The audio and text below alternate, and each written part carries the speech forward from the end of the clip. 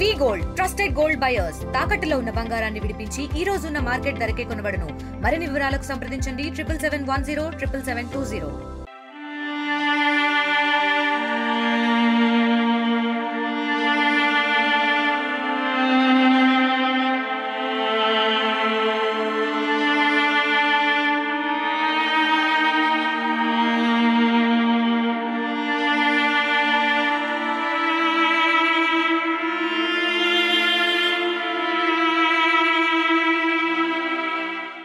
పెళ్ళంటే నూరేళ్ల పంట అంటుంటారు పెద్దలు.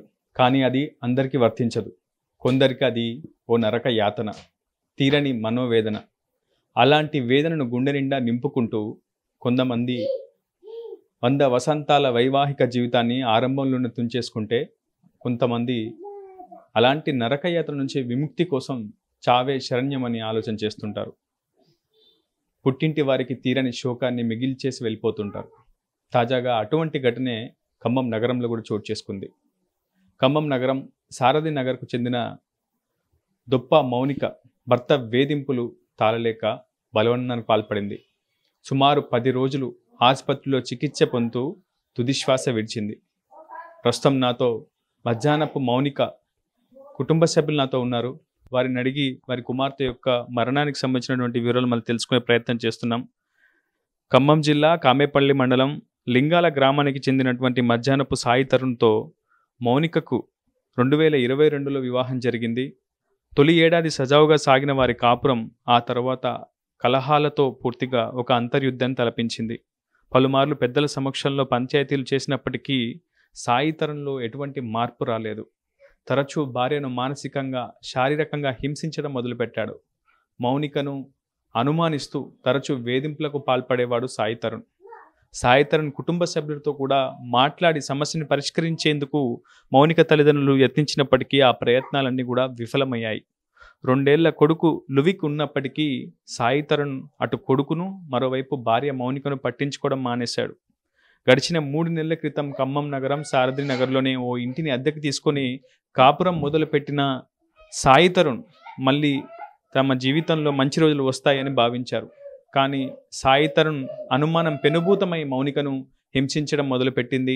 మౌనిక తీవ్రమైనటువంటి చిత్రహింసలకు కూడా గురైంది. ఒకవైపు శారీరక వేధింపులు, మరోవైపు మానసిక వేధింపులు అధికమవడంతో ఈ నెల 16న తాగునీటిలోనే ఎలుకల మందు కలుపుకొని సేవించింది మౌనిక. 10 రోజులు చికిత్స ముందు తుదిశ్వాస విడిచింది. ప్రస్తుతం మౌనిక తల్లిదండ్రులు నాతో ఉన్నారు. వారు పోలీసులను కూడా ఆశ్రయించారు. ఈ ఘటనపై సాయి తరుణ్తో పాటు కుటుంబ సభ్యుల వేధింపుల కారణంగానే తమ కుమార్తె బలవంతానికి పాల్పడిందంటూ ఫిర్యాదు చేశారు. మొదటగా మౌనిక తండ్రితో మాట్లాడించే ప్రయత్నం చేద్దాం. ఎంతో అల్లారు ముద్దుగా కూతుర్ని పెంచారు, పెద్ద చేశారు. ఓ ఇంటి పెద్దకి ఇచ్చి పూర్తి స్థాయిలో పెద్దల సమక్షంలో వివాహం చేశారు. వాళ్ళ కాపురం అంతా కూడా సజావుగా సాగుతుందని ఎన్నో కలలు కన్నారు. కానీ ఎట్టకేలకు ఈరోజు మౌనిక కన్ను మూసింది. అసలు ఏం జరిగింది? ఎంతకాలంగా వారి ఇరువురికి కలహాలు వాళ్ళ ఇరువురి మధ్య ఏర్పడ్డాయి? వాళ్ళు మంచిగానే ఉంటారండి. మంచిగా ఉండి ఈ మధ్యనే తీసుకొచ్చినప్పుడు కొద్దిగా గొడవలు పెట్టుకోవడం, చిన్న చిన్నవి అయ్యే గొడవలు, కానీ మంచి సర్దిద్దును మంచిగానే ఉంటారు. ఏమైందో మొన్న వాళ్ళ అక్క వాళ్ళ అమ్మ వాళ్ళ అక్కలు ఇద్దరు వచ్చారు. వచ్చిన రోజు ఇక వచ్చిపోయారు. వాళ్ళు వచ్చిపోయిన కాంచి ఇక స్టార్టింగ్ అయినాయి. వాళ్ళ అక్కను వాళ్ళ ఇద్దరు అక్కలు వచ్చారు. ఇక వచ్చిన కాంచి మొత్తం స్టార్టింగ్. ఇక అదే గొడవలు ఫోన్లో అలాది గొడవలు, ఇంటికి పోవటం, ఆ పిల్లగాడు రావటం, మళ్ళీ రావటం, ఈ గొడవలు ఎక్కువైపోయినాయి.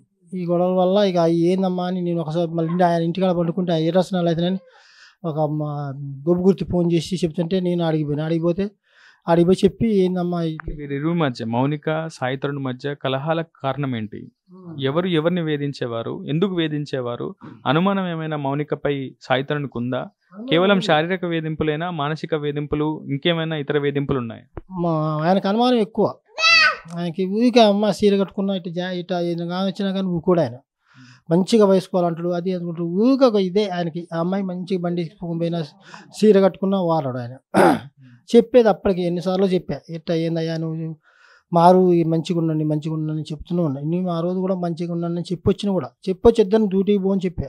ఏమన్నా ఆయన డ్యూటీకి పోని చెప్పిన, గొడవ పెట్టుకుంటారు, డ్యూటీకి పోండి, ఎవరి పని వాళ్ళు చేసుకోండి అని చెప్పినా కానీ వాళ్ళు అట్నే ఆయన పోయిండు. ఏమొచ్చి ఏమంటే తాగిందంటే నేను ఉరికిపోయి అప్పటికి వాళ్ళ అమ్మ ఇంటికాడ తాగి ఉరికిపోయి తీసుకొని హాస్పిటల్కి తీసుకుపోయినా హాస్పిటల్ నుంచి రైల్వే హమాలిగా పనిచేస్తున్న మీరు 4.5 లక్షల రూపాయలు కట్నం ఇచ్చారు, 4 తులాల బంగారం ఇచ్చారు, 6 లక్షల నగదు ఇచ్చారు కట్నం కింద.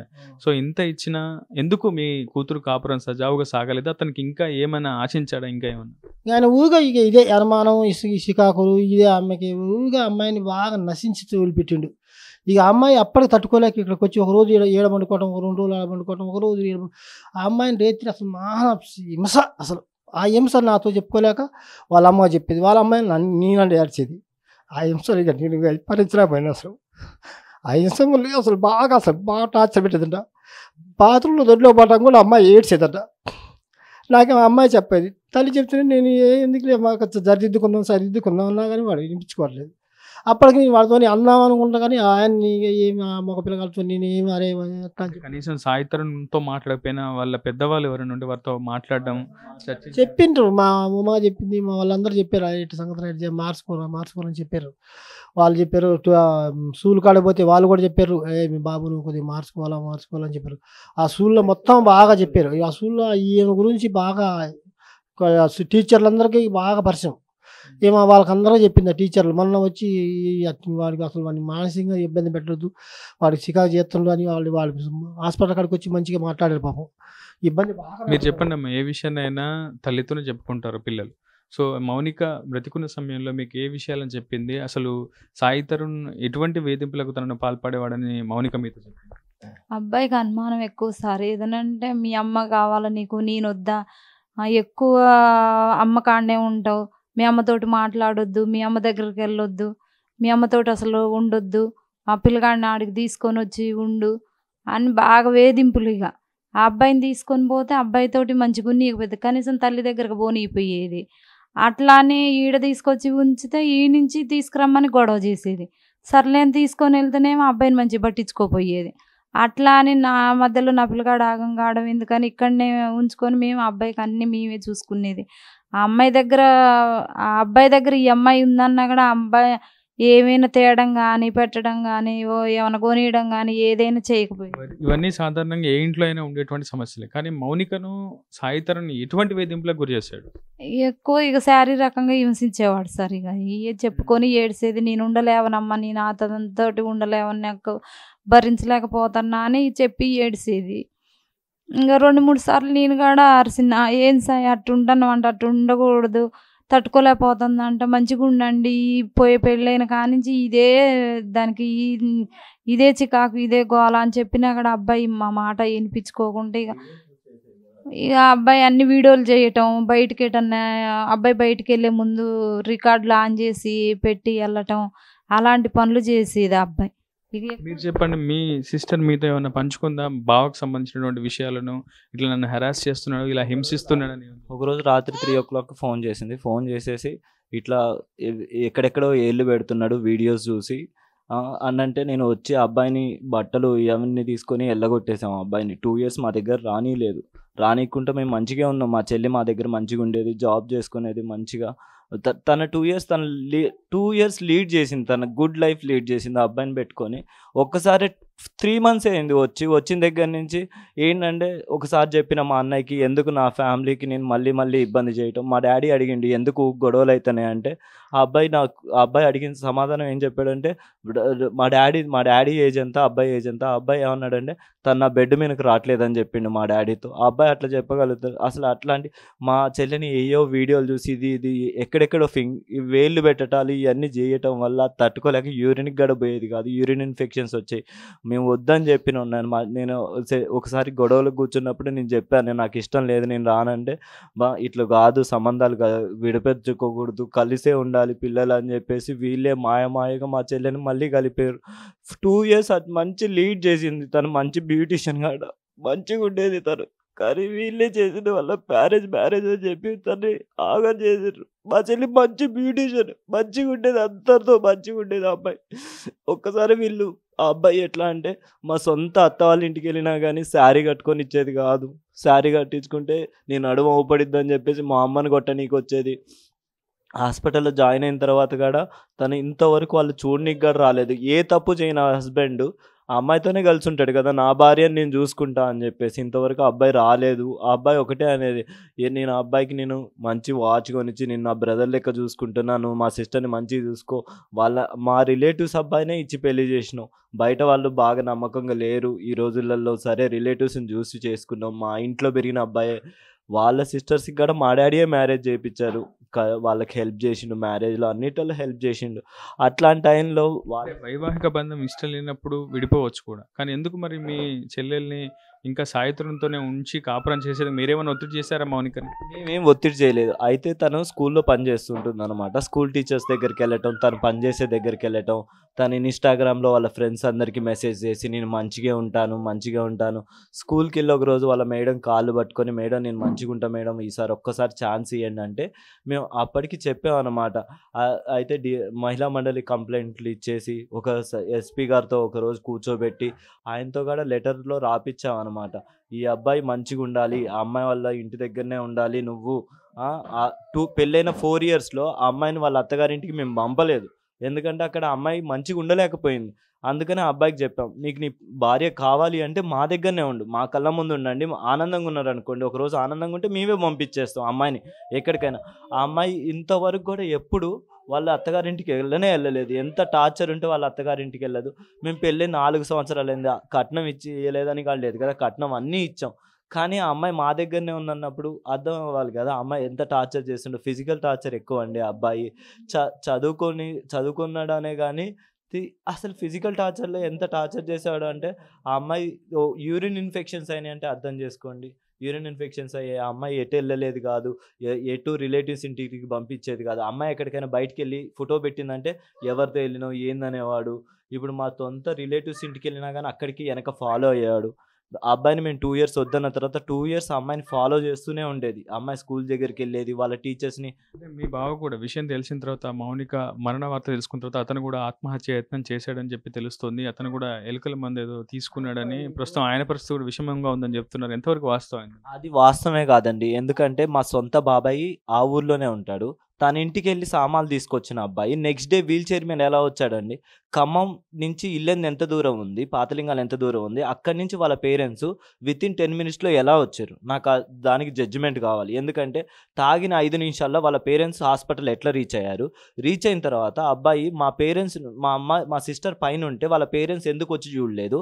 ఆ అబ్బాయిని తీసుకొని ఎందుకు వెళ్ళిపోయారు? మేము జాయిన్ చేసింది సూపర్ స్పెషాలిటీ హాస్పిటల్లో. సూపర్ స్పెషాలిటీ హాస్పిటల్ నుంచి ఆ అబ్బాయిని ఎందుకు తీసుకొని వెళ్ళిపోయారు? ఏదన్నా విషమం ఘటనపై మీరు పోలీసులకు విషయం చెప్పారా, ఫిర్యాదు చేశారా? పోలీసులు ఏం చెప్తున్నారు? పోలీసులు ఒకటే చెప్తున్నారు, మేము విచారణ చేస్తున్నాం అని చెప్పారు. మాకు ఇంతవరకు ఎటువంటి అప్డేట్ అయితే రాలేదు. మేము కోరుకునేది ఏంటంటే ఇంకొక అమ్మాయికి మా సిస్టర్ లెక్క ఇంకొక అమ్మాయి అవ్వకూడదు, ఇంకొకరికి పరిస్థితి రాకూడదు. ఎందుకంటే మేము ఆల్రెడీ లాస్ అయిపోయినాం మా సిస్టర్ని.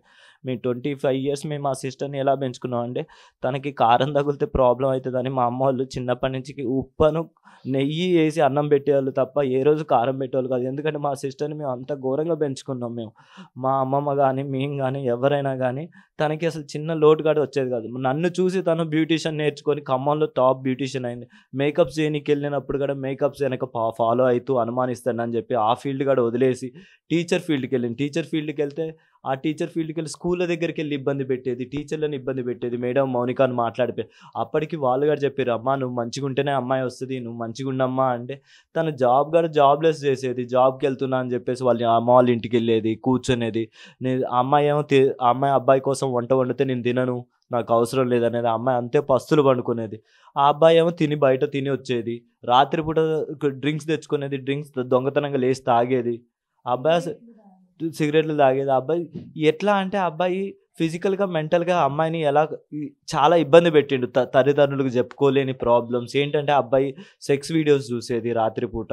అవి చూసి ఆ అమ్మాయిని ఇట్లా చేద్దాం అట్లా చేద్దాం అని మెంటల్గా ఫిజికల్గా ఎక్కువ ఇబ్బంది పెట్టేది. అది పేరెంట్స్తో ఎలా చెప్పుకుంటుంది? ఒకసారి నాకు ఫోన్ చేసి రాత్రిపూట ఆడపిల్ల మా చెల్లి 3ంటికి ఫోన్ చేసి చెప్పింది అంటే అర్థం చేసుకొని ఎంత ఇబ్బంది పెట్టుంటాడు. నేను అనేది ఏంటంటే ఇంకొకరికి ఈ పరిస్థితి రాకూడదు, మా లెక్క ఇంకొకరు బాధపడకూడదు.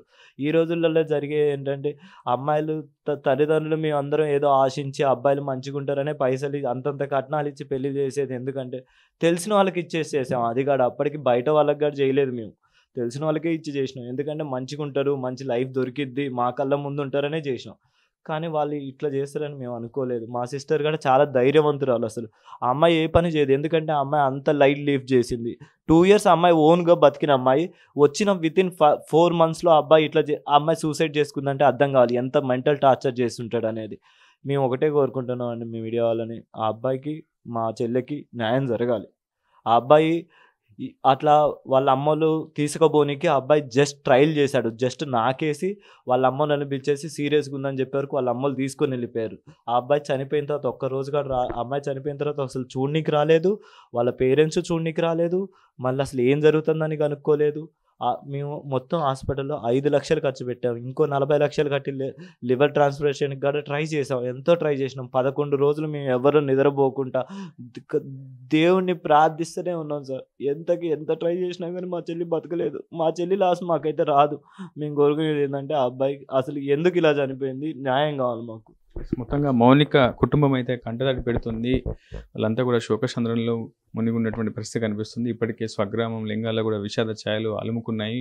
25 ఏళ్లకే 100 ఏళ్ల నిండు జీవితాన్ని ముగించేసినటువంటి మౌనిక బలవనానికి గల కారణాలు ఏంటంటూ కూడా వాళ్ళు సమాజాన్ని ప్రశ్నిస్తున్న పరిస్థితి. ఇప్పటికే ఈ అంశంపై పోలీసులకు కూడా ఫిర్యాదు చేశారు. పోలీసులు కూడా కేసు నమోదు చేసి లోతైన దర్యాప్తు చేపడుతున్నారు. అసలు మౌనిక ఎటువంటి వేధింపులకు గురైంది, శారీరక మానసిక వేధింపులకు భర్త సాయితరును ఏ విధంగా గురి చేశాడు అనే అంశానికి సంబంధించి కూడా ఆధారాలు సేకరిస్తున్నారు. ప్రస్తుతం మౌనిక అంత్యక్రియలు కూడా ఖమ్మం నగరం సారథి నగర్లోనే చేశారు. ప్రస్తుతం కుటుంబ సభ్యులంతా కూడా ప్రస్తుతం తండ్రి, తల్లి, సోదరుడు కన్నీరు మున్నీరుగా విలపిస్తున్నటువంటి పరిస్థితి కనిపిస్తుంది. కేవలం 2 ఏళ్ల కుమారుడు లువిక్ బాధ్యతలంతా కూడా పుట్టింట్లోనే వదిలేసి తను తాగించేసింది మౌనిక. ప్రస్తుతం ఈ ఘటన ఖమ్మంలో విషాద ఛాయలు మిగిల్చింది.